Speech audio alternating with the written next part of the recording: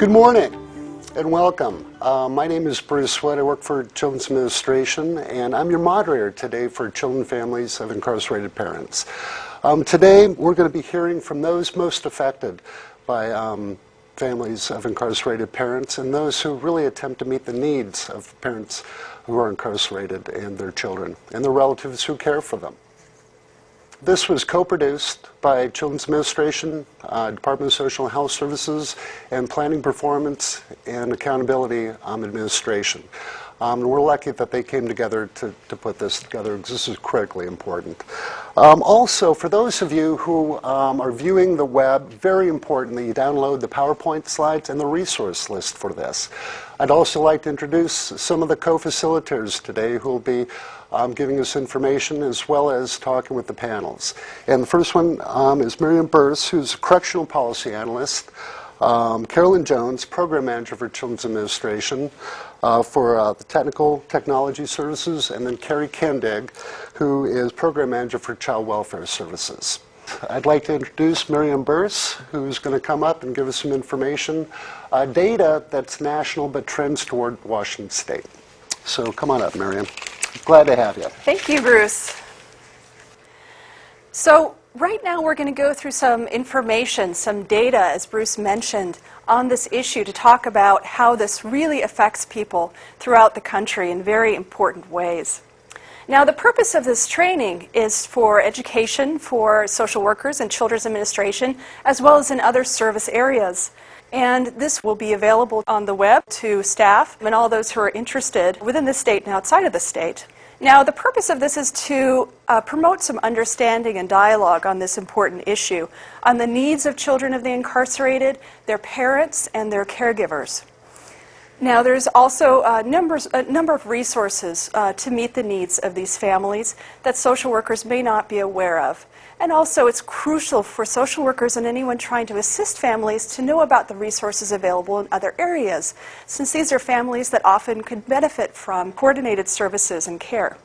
Now, as Bruce mentioned, we're going to have an introduction to the issue, followed by panels of youth, panels of parents, stakeholders, and then talk about practice challenges and ways to overcome those challenges as social workers. So now we're going to have a short segment facilitated by Bruce. Okay, so when we think of incarcerated parents, when we think of people who are in jail, what are some perceptions that you think the public has about people who are incarcerated? I think that people think that those who are incarcerated are really bad people who have done really bad things. Okay. What do we think about youth, children who parents are in jail or incarcerated? I mean, what do we think? I think a lot of times we don't actually think about the children of the parents that are incarcerated. And if we do think about the parents, I don't think that we think about what they're feeling or thinking at the time. Okay. Yes? If you have incarcerated parents that prejudge you, thinking that, well, they're incarcerated, so what's going to stop you from following in their footsteps? Okay, so this notion of damaged goods, of being contaminated by that experience. Okay, absolutely. And often when we see in the media, we see huge numbers of increasingly incarcerated folks, mostly, by the way, for drug-related or nonviolent crimes. But what we never think about, and Paula, this is what I liked about you, is what about the children? What about the vast numbers of families who are affected by this? Okay, Miriam? So at this point, let's look at what we know when we look at research and statistics on this population. There's a lot of information to refute some popularly held myths. Some people believe that incarcerated mothers, who are more likely than incarcerated fathers to be involved in child welfare, are in for violent offenses, but that is not the case. Usually, statistically, it's more likely to be drug-related. There's a myth that people who are in prison or jail don't have any drive in terms of completing their education. And actually, there's quite a few parents who have completed high school, and there's often a strong drive to try and complete some more of their education while they're incarcerated. Incarcerated parents are also likely to be working and contributing to the family income prior to arrest. One important note is we are spending a good deal of time on this training talking about those who are incarcerated, parents who are incarcerated and involved in the child welfare system and their children and caregivers. But it's important to note that the majority of parents who experience incarceration do not become involved in the child welfare system, and so are often served by other systems, kinship caregivers, etc., or get by through strengths of their family. If we look at the national incarceration rate, we know that the United States incarcerates more people per capita than any other country in the world, industrialized or non-industrialized. And currently, we have estimates that 1 out of every 31 individuals are under some kind of correctional supervision, either in prison, jail, or under community corrections. One thing to remember is that this is something that people don't often talk about. There's a lot of stigma on this issue. So you might be working with a family who is experiencing this issue, and if you don't ask the question in a sensitive manner, you might not find that out. How many children have an incarcerated parent? Well, we have some estimates based on national statistics, and it's estimated that around 7.5 million children in this country have a parent who is in prison or in jail. Another thing to think about, there is a great racial disparity when we think about families impacted by this. We have 1 in 110 Caucasian or white children affected by this. We have 1 in 15 African American children. There's also disproportionality amongst Native American and Hispanic communities. So it's really important to think about what this means in terms of just structural issues such as poverty and racism that affect families on a daily basis. We also have to keep in mind that there is a correlation when we look at some statistics between rates of poverty and economic dislocation and rates of incarceration. So if we're approaching a time or involved in a time as we are at the time of this taping where there's economic uncertainty, this problem may increase. So what about children of prisoners? How old are they?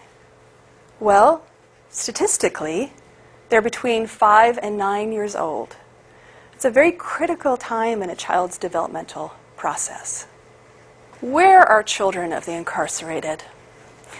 Well, if we want to give a rough overview, often when there is a father who is incarcerated, that child is often with the child's mother. However, if a mother is incarcerated, they're more likely to be with a kinship caregiver, often a grandparent.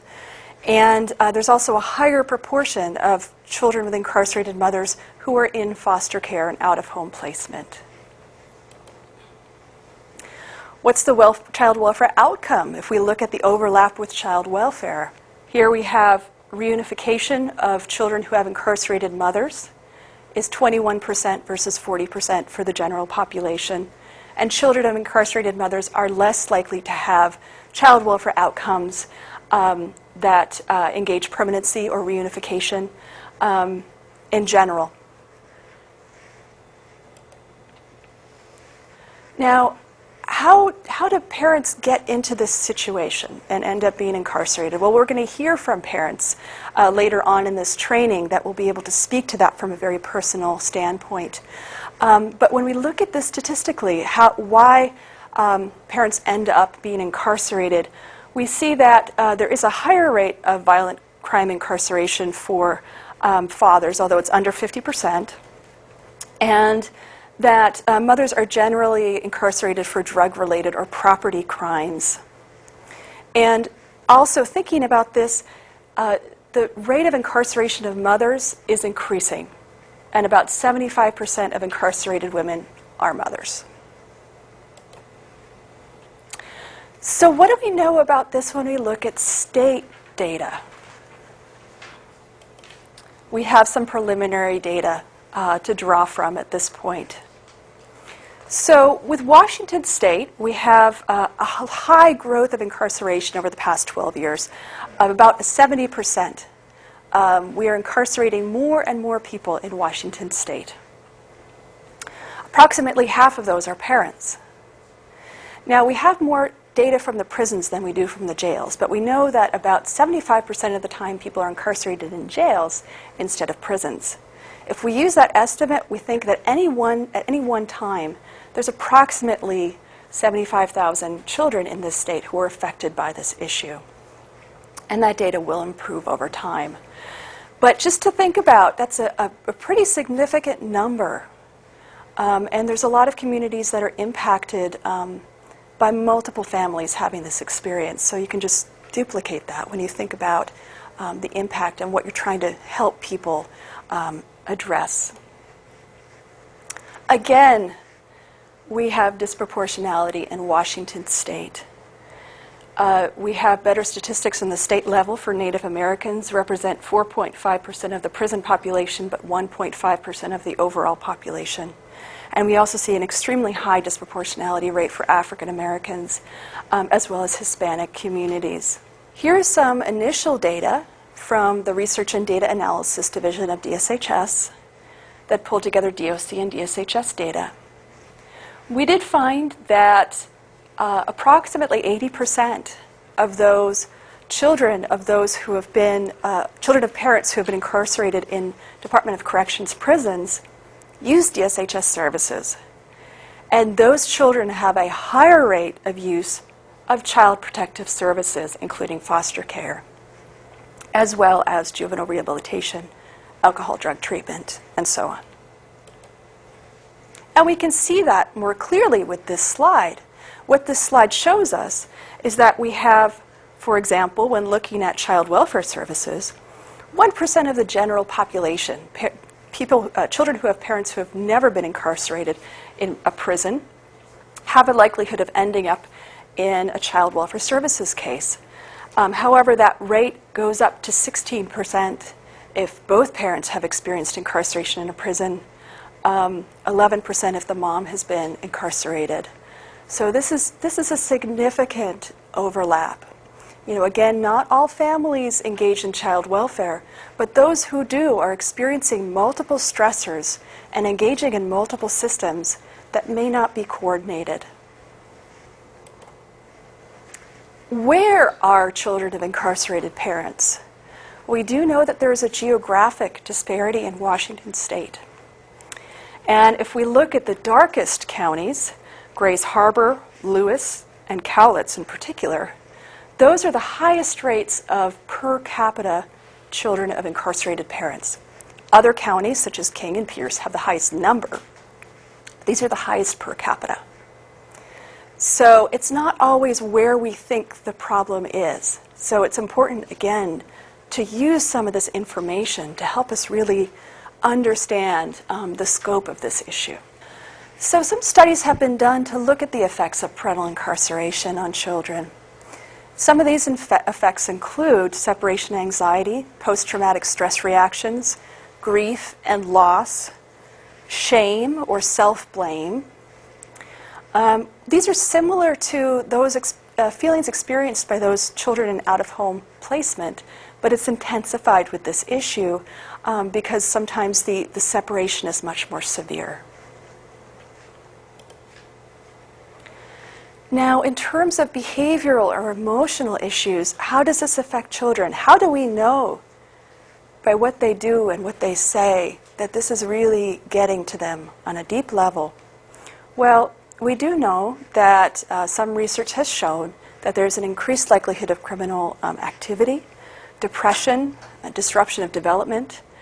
And a study did look at what are the factors here, because there's usually so many different things going on at the same time.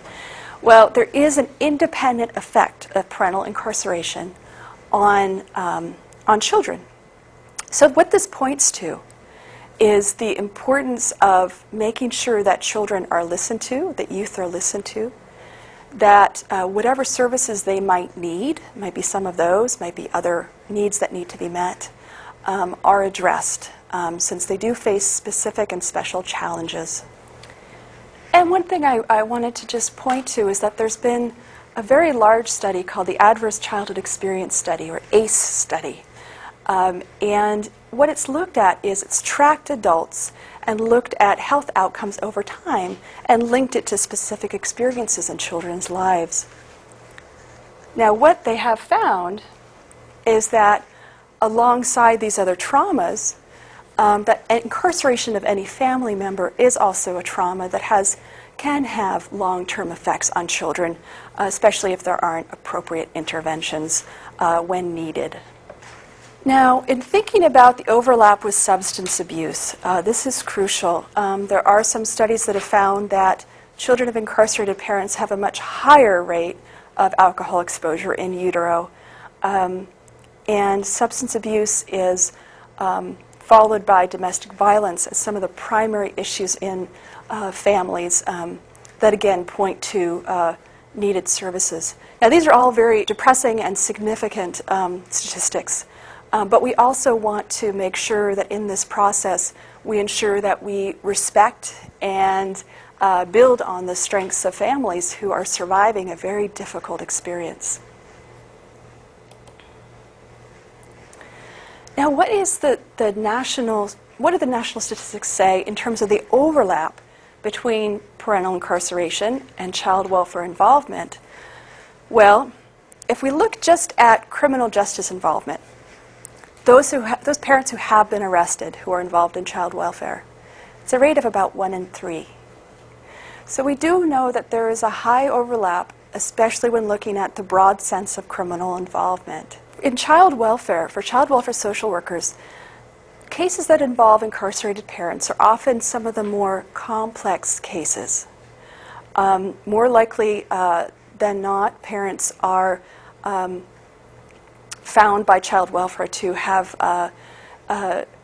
dealt with neglect rather than physical abuse, and children experience a greater number of problems. Now, neglect we can also think about in terms of substance abuse issues, and that overlap as well. There's also a high overlap with poverty, which we spoke about earlier as we thought about racial disproportionality. And it's important to, again, to think compassionately about what these parents and families have gone through, and to think of it not just as a family issue, but as something that is affecting multiple communities and multiple families across this country. Now, there are many different segments of a cycle or continuum of incarceration that a child and a parent is going through. And there's different risks and different potential strengths and interventions that can be helpful at those points. So when a parent is criminally involved prior to incarceration, there's potential for chemical dependency, abuse or neglect. Sometimes those families are not to the attention of child welfare or other systems. So often school-based interventions, community interventions, family interventions can be helpful at that point to try and stabilize the family and assist them at that point. When a parent is arrested, there's often a great deal of trauma, especially if the child is in the same home or location where the parent is arrested. That can be extremely traumatic for a child. And there are some efforts to try and make sure that law enforcement and other systems work well around that issue, but it's still a challenge.